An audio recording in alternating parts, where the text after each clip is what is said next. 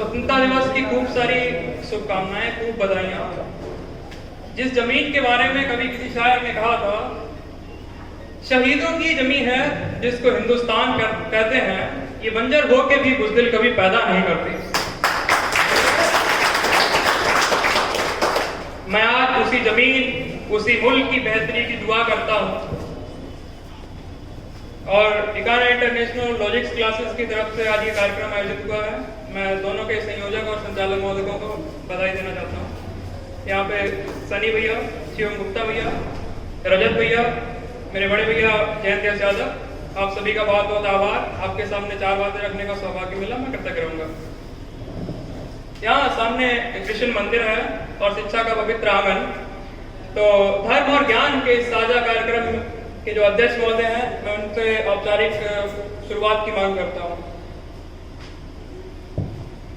धन्यवाद। आज सुबह सुबह एक शेर दिखा, स्वतंत्रता संग्राम सेनानी एक शायर थे, उन्होंने लिखा था, दिल से निकलेगी ना मर के भी वतन की उल्फत, मेरी मिट्टी से भी खुशबू वफा आएगी। तो ये जो शेर है ये बहुत इसके डीप मायने हैं। तो जैसे अभी शायद विजेंद्र भैया बोल रहे थे कि जमीन के टुकड़े को देश नहीं कहते, जैसा कि आज की थीम रजत भैया ने बताया कि हमें आज़ादी के ऊपर चर्चा करनी है और आज़ादी के ऊपर हमें चर्चा करनी है और आज़ादी के मायने, देश क्या है, आज़ादी क्या है, इन सब पे बात करनी है, चुनौतियों पे बात करनी है। दोस्तों, जमीन के टुकड़े को देश नहीं कहते, नदी और पहाड़ भी देश नहीं होते। देश हर क्षण हमारे आपके व्यवहार से, कार्यशैली से प्रतिबिंबित होता है। जमीन हिंदुस्तान की हो सकती है पर ये जमीन हिंदुस्तान नहीं हो सकती। जैसे ये कुर्ता जो मैं पहने हुआ हूँ, ये मेरा है पर ये कुर्ता कहने का नहीं है।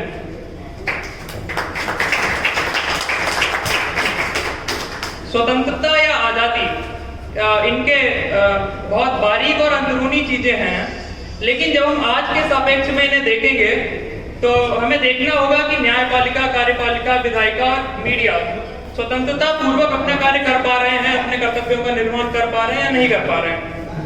अगर कर पा रहे हैं, इसका जवाब अगर हाँ में है कि हाँ कर पा रहे हैं, तो हम मान लेंगे कि हम स्वतंत्र हैं। अगर नहीं, तो अगर ये चारों स्तंभ अपना कार्य नहीं कर पा रहे हैं, तो हमें सोचने की आवश्यकता है कि कहाँ पे हमें दिक्कत है और कहाँ से हमारी स्वतंत्रता बाधित हो रही है, हमारी आजादी को खतरा है। अभी जैसे कि आशीष भैया कह के गए, एक नया ट्रेंड चल गया है, गांधी को गाली दो, नेहरू को गाली दो और इससे अपनी देशभक्ति साबित करो। तो मैं इसमें एक छोटा सा पॉइंट और ऐड करना चाहूंगा आशीष भैया की बात में कि देशभक्ति और देश प्रेम दो अलग अलग अलहदा चीजें हैं। देश प्रेम अलग है, देशभक्ति अलग है। नेहरू का देश प्रेम था कि उन्होंने एक पेड़ लगाया, आज उसमें फल आए। आज के नेताओं का ये देशभक्ति है कि उन्होंने इस पेड़ से एक डंडा निकाल लिया, उसमें झंडा लगा लिया। ये तो देशभक्ति हो गई।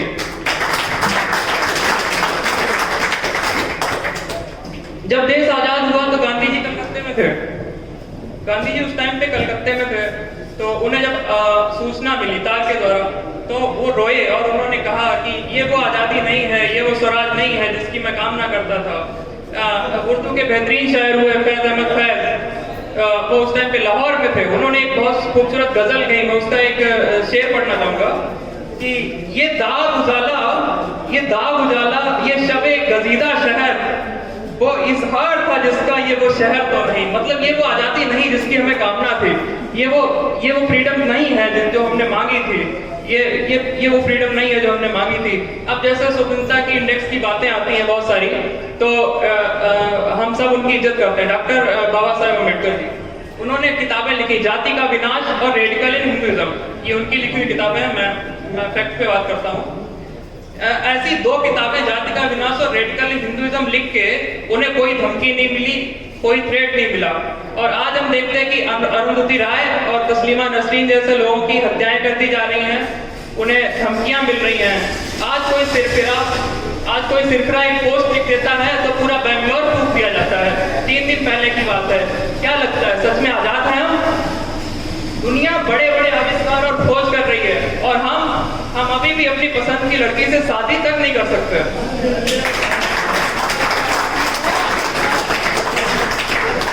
और जो कर लेते हैं वो मारे जाते हैं ऑनर के लिए। ये कैसी आजादी है जहाँ इज्जत के नाम पे हत्याएं हो रही हैं?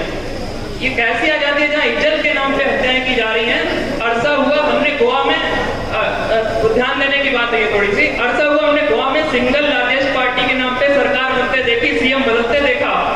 क्या बिहार में वही कॉन्स्टिट्यूशन, वही आर्टिकल, क्या बिहार में सिंगल लार्जेस्ट पार्टी की सरकार बनवा सकते हैं या नहीं बनवा सकते, मुझे बताया जाए। और ये जो कॉन्स्टिट्यूशन एक होने के बावजूद जो डुअल स्टैंडर्ड्स हैं, यही हमारी आजादी को खतरा है, यही हमारी आजादी को खतरा है। मध्य प्रदेश और राजस्थान में जो हुआ, बहुत पुरानी बातें नहीं करूंगा मैं, मध्य प्रदेश राजस्थान में जो हुआ, मेरा एक दोस्त है, सॉरी टू से, भाजपाई है वो, तो वो बोल रहे थे कि सत्य परेशान हो सकता है, पराजित नहीं हो सकता। अभी जब सिंधिया वाला पायलट वाला प्रकरण याद होगा आप सबको, बोल रहे थे सत्य पराजित हो सकता है, परेशान नहीं हो सकता। और आजकल उनका सत्य वापस कांग्रेस में चला गया। हालांकि ये मजाक की बातें बिल्कुल नहीं है, लेकिन मजाक ही लगती हैं। एमपी राजस्थान में जो हुआ वो हमारी विधायिका की सच्चाई हमारे सामने रखता है। क्या सच में जनता के चुने हुए प्रतिनिधि अब इतने असहाय हैं कि वो अपना जमीर बेच के पार्टियां बदल रहे हैं?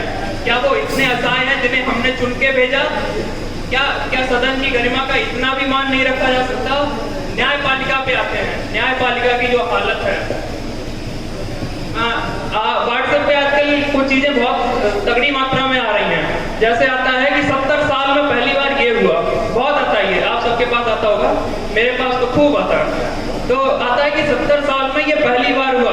तो मैं बता दूं, 70 साल में पहली बार ये भी हुआ कि सुप्रीम कोर्ट के जजेस को एक प्रेस कॉन्फ्रेंस करके बताना पड़ा कि इस देश में न्यायपालिका सुरक्षित नहीं है।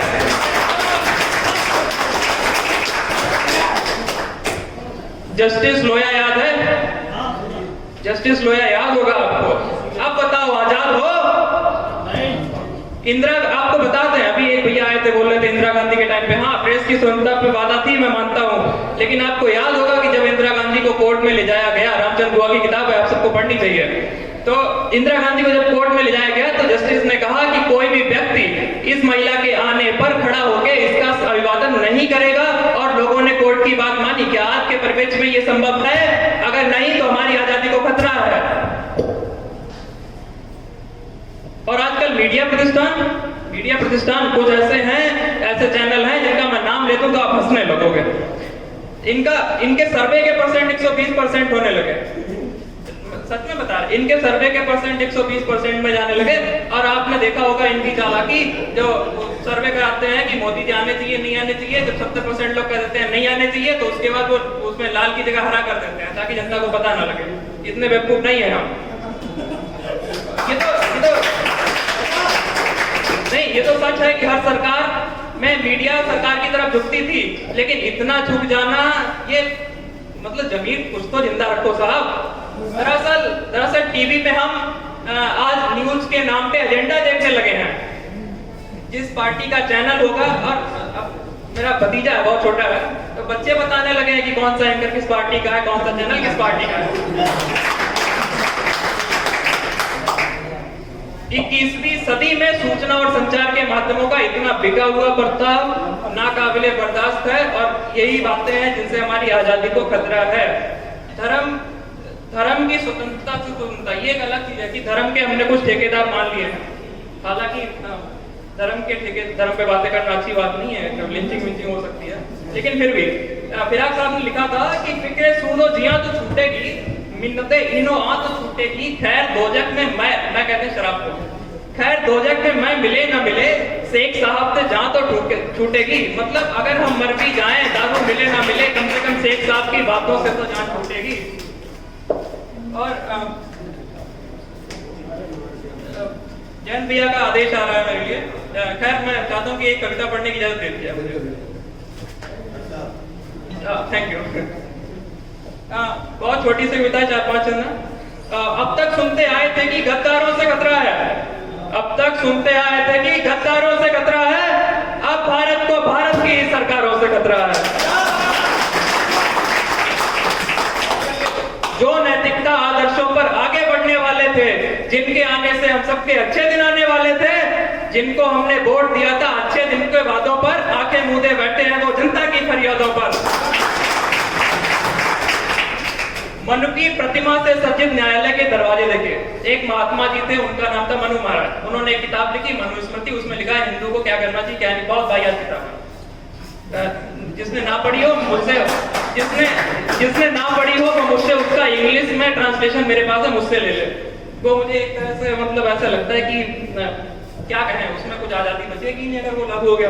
तो राजस्थान में एक राजस्थान का हाई कोर्ट है, उसके बाहर लोगों ने क्या सीधे सीधे कहना चाहिए, भाजपा ने मनु महाराज की प्रतिमा लगवाई हुई है और उसका अनावरण आज तक नहीं हो पाया। तो वही एक पंक्ति है कि मनु की प्रतिमा से सज्जित न्यायालय के दरवाजे देखे, एक जात के लोग कोर्ट में जस्टिस बने विराजे देखे, काली पट्टी वाली औरत हमने सोया रोता देखा और कुछ एक जजों को हमने जस्टिस लोया होता देखा।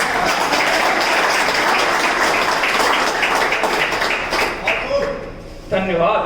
खैर समय इतना नहीं है, एक शेर पढ़ के मैं विदा लेता हूँ। नजाते दी तो दिल की घड़ी नहीं आई, चले चलो कि वो मंजिल अभी नहीं आई। मतलब वो मंजिल हमारे लिए आजादी है जो अभी नहीं आई। मैं कोशिश करता हूँ कि अगले आने वाले समय में हमारा जनमानस इतना प्रचंड हो सके, इतना बौद्धिक हो सके कि वो अच्छे लोगों को वोट दे, अच्छे लोग सत्ता में आए। युवाओं से मेरा विनम्र निवेदन है कि ये इंजीनियरिंग डॉक्टरेट के चक्कर में मत पड़िए, समाज सेवा कीजिए।